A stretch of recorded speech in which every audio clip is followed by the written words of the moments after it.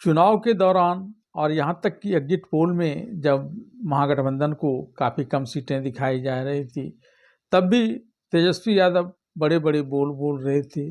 उनके उन बड़े बोलों में से सबसे बड़ा बोल यह था 18 नवंबर को मुख्यमंत्री पद का शपथ लेना। लेकिन जब चुनाव परिणाम सामने आए तो महागठबंधन ऐसे औंधे मुंह गिरा कि इसकी संख्या 35 पर जाकर सिमट गई।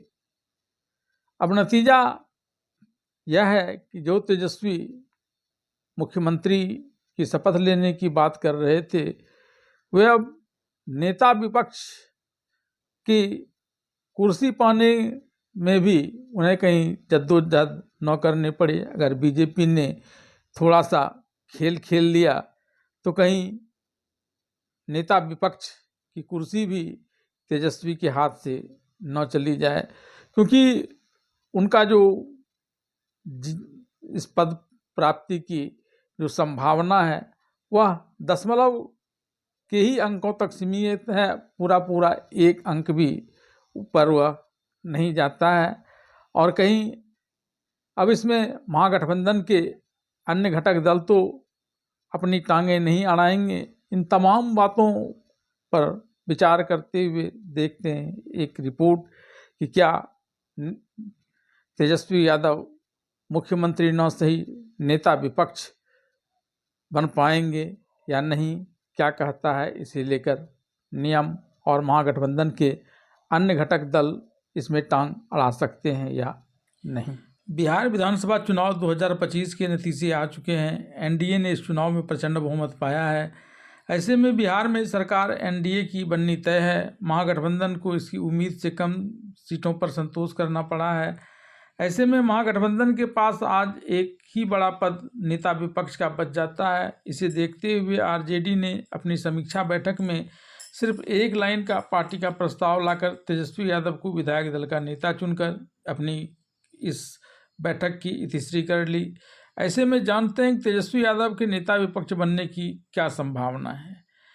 किसी सदन में नेता प्रतिपक्ष के पद के लिए कुल सीटों के 10% सीटों की जरूरत होती है। तेजस्वी यादव की पार्टी आरजेडी को 2025 के विधानसभा चुनाव में 25 सीटें मिली हैं।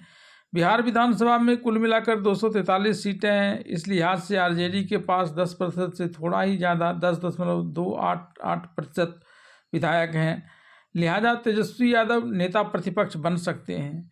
जिस प्रकार से तेजस्वी यादव के ऊपर IRCT समेत कई प्रकार के आपराधिक मामले हैं, उसमें अगर इन्हें 2 वर्ष से ज़्यादा की सज़ा हो जाती है और ये जेल चले जाते हैं तो फिर बिहार विधानसभा के बिना नेता विपक्ष के ही चलने की संभावना प्रबल हो जाती है, क्योंकि विपक्षी गठबंधन के किसी भी घटक दल के पास नेता विपक्ष बनने के लिए आवश्यक न्यूनतम 25 विधायकों की संख्या नहीं है। 25 तो क्या, इसकी आधी संख्या भी इनके पास नहीं है। सिर्फ आरजेडी ही न्यूनतम विधायकों के साथ यह संख्या पूरी कर पा रही है। ऐसे में तेजस्वी की राह में महागठबंधन के घटक दल के तरफ से किसी भी दल से लंगड़ी मारने की संभावना नहीं है। 2025 के चुनाव में विपक्ष बेहद कमज़ोर हो गया है, क्योंकि वह 35 सीटों पर सिमट गया। उसे पिछले चुनाव के मुकाबले 79 सीटों का नुकसान हुआ है। तेजस्वी की पार्टी ने खुद तो खराब प्रदर्शन किया ही, उसके सहयोगी दलों की स्ट्राइक रेट तो और भी खराब रही। महागठबंधन की एक और सहयोगी पार्टी कांग्रेस ने पिछले चुनाव में 19 सीटें जीती थी, लेकिन इस बार कांग्रेस महज 6 सीटों पर सिमट गई है। उसे 13 सीटों का नुकसान हुआ है। महागठबंधन का एक और सहयोगी दल वीआईपी शून्य पर आउट हो गया। इसके नेता मुकेश सहनी चुनाव से पहले बड़े तेवर में थे। उन्होंने डिप्टी सीएम का चेहरा बनाने की मांग पर बड़े बगावती तेवर दिखाए थे और यह लेकर ही माने थे। उनका दावा था कि मल्लाह निषाद वोटों पर उनकी पकड़ है, लेकिन नतीजे कुछ और ही बता रहे हैं। इस बार बिहार में वाम दलों ने भी काफ़ी खराब प्रदर्शन किया है। वाम दलों ने कुल मिलाकर सिर्फ 3 सीटों पर कामयाबी पाई है। उन्होंने 13 सीटों का नुकसान हुआ है। बिहार विधानसभा चुनाव 2025 में एनडीए को 202 सीटें मिली हैं। 89 सीटों के साथ सबसे बड़ी पार्टी बीजेपी बनी है, तो दूसरे नंबर पर जेडीयू है, उसे 85 सीटें मिली है। गौरतलब है कि वोट शेयर के मामले में आरजेडी आज भी बिहार की सबसे बड़ी पार्टी है। आरजेडी को 23.42% वोट मिले हैं, जबकि दूसरे नंबर पर बीजेपी है जिसे 20.45% वोट मिले हैं और 19.61 वोट के साथ जेडीयू तीसरे नंबर की पार्टी है।